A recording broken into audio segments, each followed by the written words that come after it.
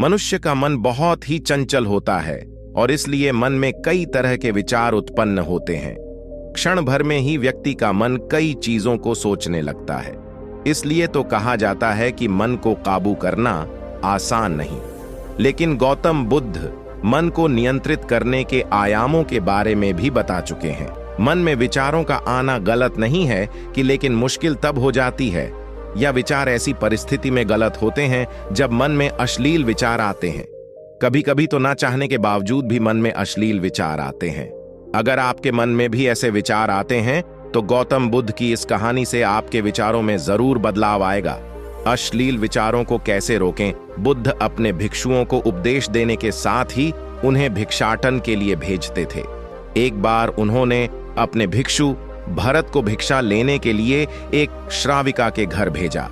भरत पूरे रास्ते मन में यह सोचते हुए श्राविका के पास गया कि आखिर आज भिक्षा में क्या भोजन खाने को मिलेगा, क्योंकि भरत चंद्रू वंश के राजकुमार थे और बुद्ध के सानिध्य भिक्षु के रूप में दीक्षित हुए थे।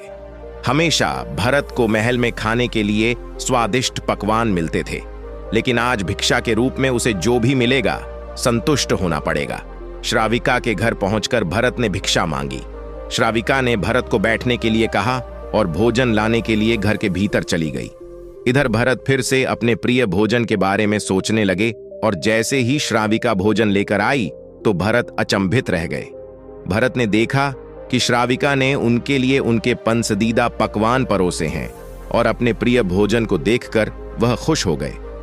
भोजन ग्रहण करते हुए भी भरत सोच रहे थे कि महल में तो उन्हें भोजन के बाद विश्राम करने की आदत है, लेकिन आज उन्हें भोजन के बाद वापस तेज धूप में चलकर आश्रम जाना होगा।